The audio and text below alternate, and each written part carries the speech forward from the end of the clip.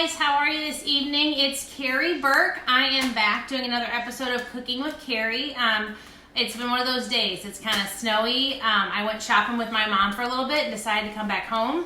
And I wanted to make this awesome recipe that I believe Teresa from my Weight Watcher group had shared on Facebook. And so I've got my iPad down here and it's called Slow Cooker Steak Soup.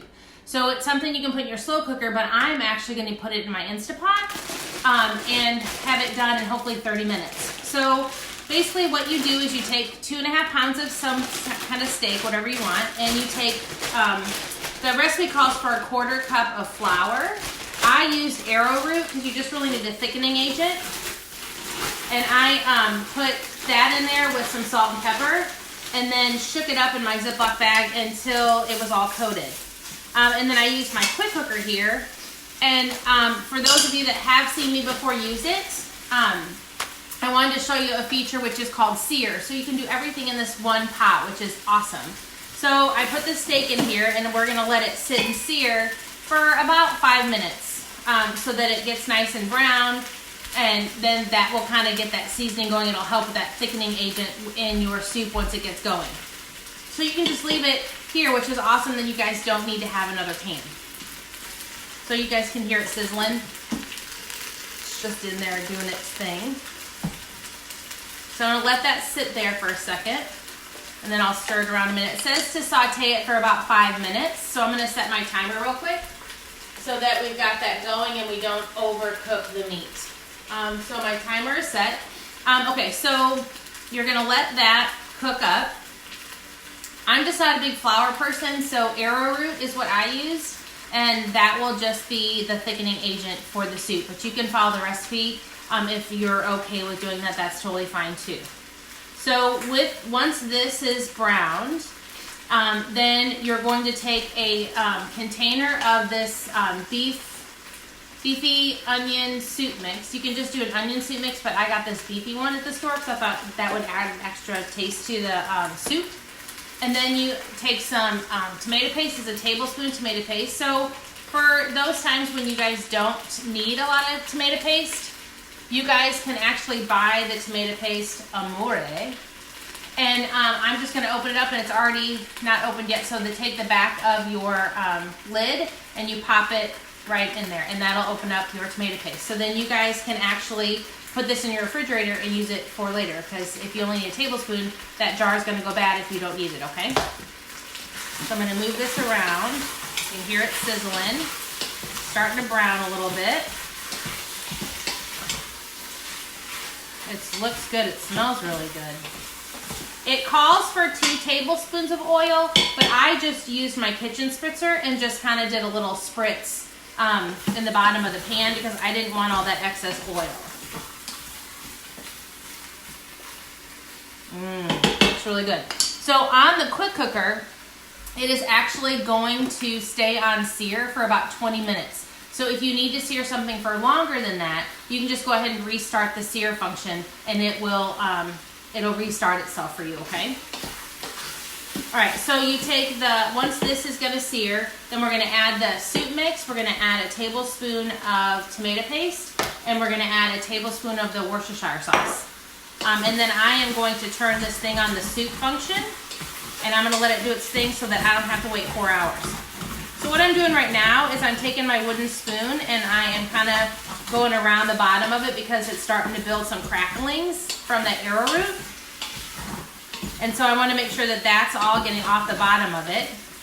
And so that's what's going to be part of our thickening agent in the soup itself. So in the month of January, the quick cooker you can get for 60% off. So if you're thinking about wanting something so that it can save you some time in the kitchen and you can still make your favorite recipes, it's a great time if you're thinking about it to host a Pampered Chef party and get this product for 60% off. I didn't know if you knew this or not, but when you use slow cooking or a pressure cooker, it actually it holds the nutrients in your food longer than if you cook it using something else. So it's a really nice, healthy alternative to be able to make your recipes. So you can kind of see how it's all starting to brown a little bit. And it's not going to be 100% browned, and that is totally fine. But you know, it's soup time, right? So any soups that you guys have made that you really like, put in the comments below. And I might challenge me, and maybe I can make them in my quick cooker if you used them in your crock pot. I'm gonna go ahead and measure out my tablespoons so we can just dump those in when this is done sear. So I'm just gonna grab my little prep bowls, and I'm actually gonna measure out my tablespoon of Worcestershire sauce and my tablespoon of, I don't need both of them, and my tablespoon of my tomato paste.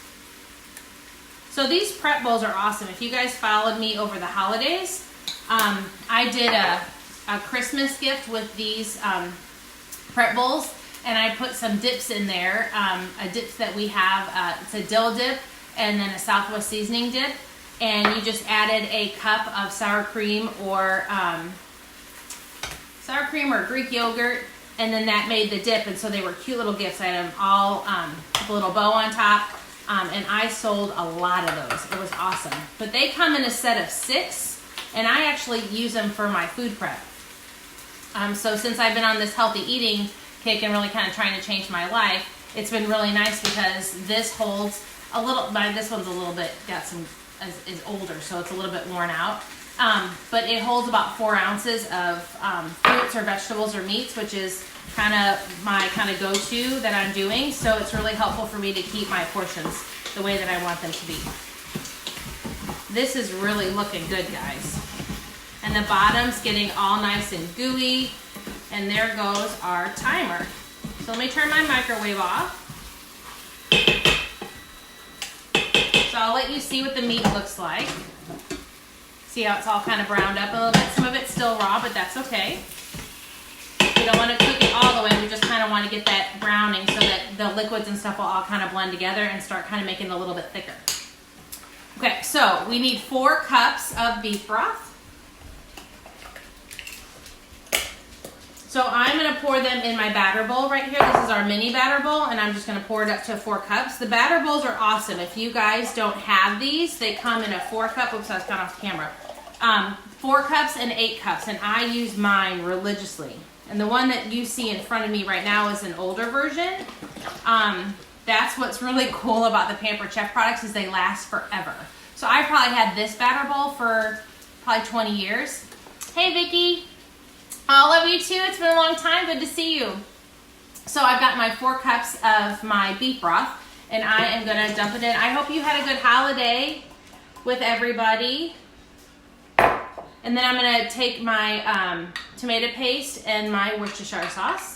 I'm going to kind of stir that all together, and then I'm going to open up a pack of that onion soup mix and throw that in there as well. Now you could add vegetables to this if you wanted. You could add some more onions and carrots, which I was going to do, but I just decided not to. I figured I might as well try to follow the recipe, which I kind of struggle with doing anyway. And then I'm going to mix all that together. It really smells good, guys. I will put this on the news feed or in the comments so that you guys have the recipe, but it's on, if you follow me on Pinterest, it's under my soups. Okay, so all that's done.